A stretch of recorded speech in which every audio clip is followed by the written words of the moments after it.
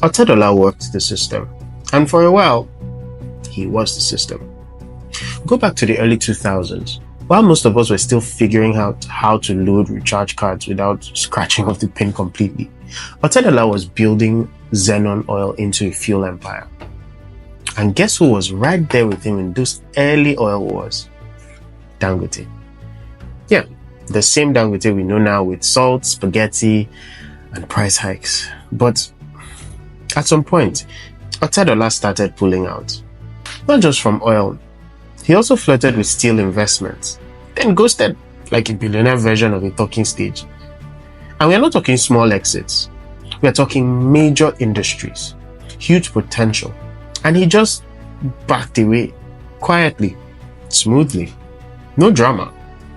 Some called it business sense, knowing when to leave the table. But then, just when you think he's done for, the man makes a comeback. Fast forward a few years and there's Otedola again, everywhere. Slick interviews, magazine covers, major deals, and of course, let's not forget his latest public rebrand, Otedola 2.0, the Tinubu era edition. From a quiet, low-profile businessman to suddenly popping up at Tinubu events, grinning like he just won the raffle.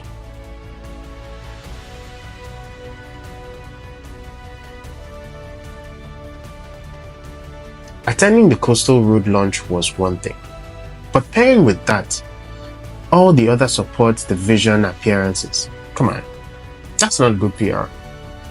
It's calculated.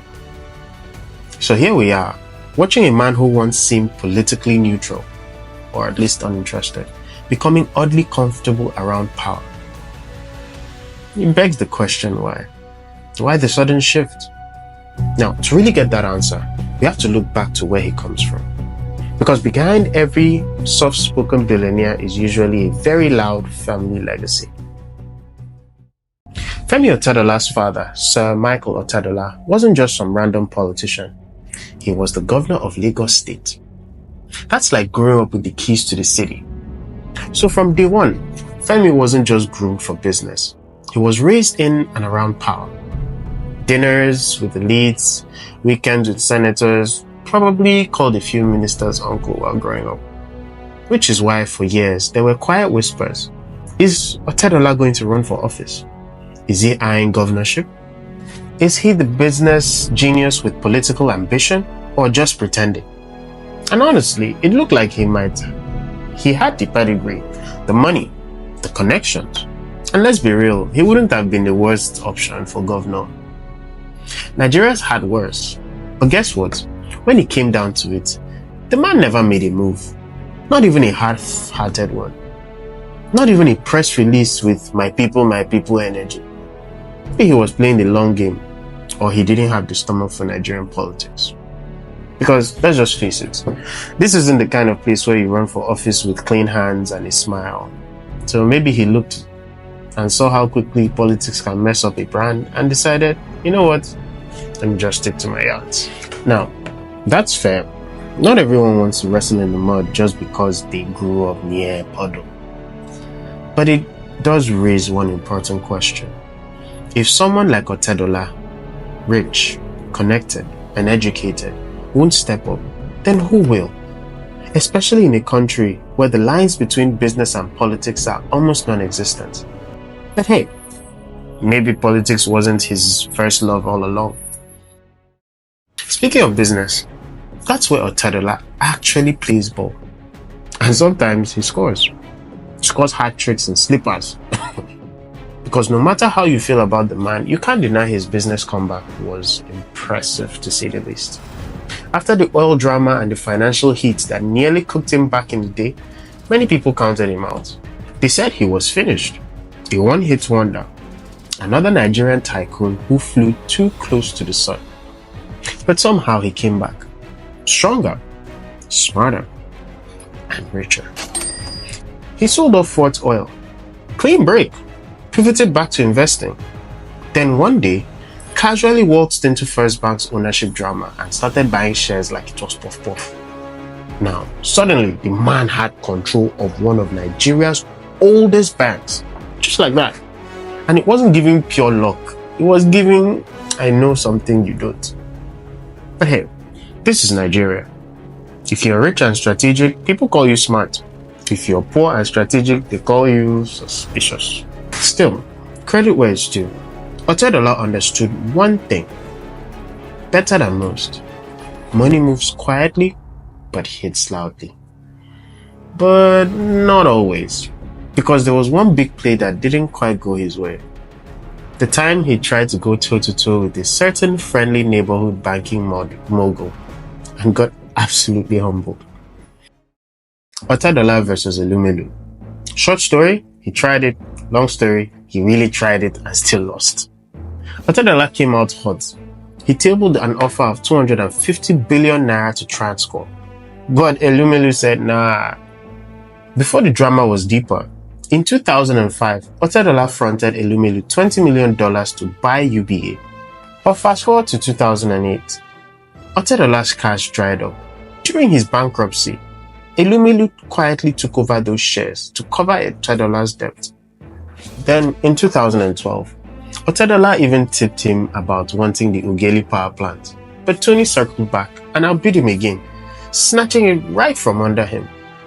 So, when Otedola finally amassed a 6.3% stake in Transcorp, people leaned in. And then Elumelu swooped in smoothly and grabbed it up.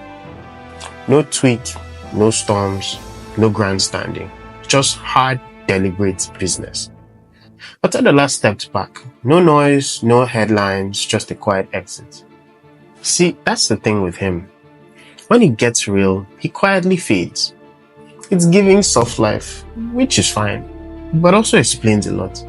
Because now, if you look at Nigeria's billionaires as a group, you start to notice something strange. These guys, Otedola, Dangote, Elumelu and co., they are loud with charity, loud with branding, loud with yachts, but whisper quiet when it comes to challenging power. Compare that to Elon Musk, who literally called out a sitting US president live on Twitter, building rockets, picking new baby names that sound like passwords. That's Elon Musk. But our billionaires, you can never catch one of them saying they disagree with this government policy or why we're building roads into nowhere. At best, they have carefully worded posts like, we commend the government's efforts and continue to look forward to more progress. So, what does that even mean? This silence, this constant refusal to rock the boat, it's not just boring, it's a problem. Because when billionaires don't have a backbone, regular people suffer. No checks, no pressure, no counterbalance to bad leadership. Which brings us to the bigger picture. Now, let's just imagine for 1 minute that Nigerian billionaires stopped playing safe. Imagine if someone like Otedola stood up one day and said, actually, I don't support this coastal road. It doesn't make sense. Or Dangote went, I think fuel prices are insane. I make this stuff, so I would know. Can you picture the ripple effect? Suddenly, people in power would have to answer questions. Journalists would chase real stories, not just ribbon-cutting photos.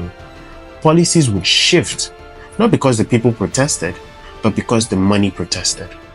Now, trust me when I say this. When money talks, the government listens, like their re-election depends on it, because sometimes it does. Look at what happened in America in 2016. Billionaires openly took sides. They backed candidates, ran ads, shaped the conversations. Some of them became candidates. Now, was it messy? Of course. But when you shake things up, you bet it's going to be. Meanwhile here, in 2015, Dangote was Team Jonathan. Then Buhari won and he became Team Buhari overnight. One day he's in the villa, the next day he's at the refinery, smiling for whichever administration shows up. And that's the problem. Our billionaires don't stand for anything. They just stand near whoever is in charge. But imagine if they actually stood against something. Corruption, bad roads, missing funds, inflated contracts. Imagine they put their actual weight behind reform. Imagine the reach, the networks, the leverage they could force. They could force transparency, they could force accountability, and even shake NEPA out of a 60-year nap. But instead, We get vacation pics, philanthropy, and small chops at government events. Now, just imagine if all of this one day maybe changes. Maybe tomorrow, Otedola grows a political backbone, calls out a federal project, challenges a shady contract, publicly opposes a budget that smells like bleach and lies. Are we ready for that? Because even Elon Musk, Mr. I say what I want, eventually backtracked. After all the rants, the chaos, the Trump fights, he deleted his tweets and apologized.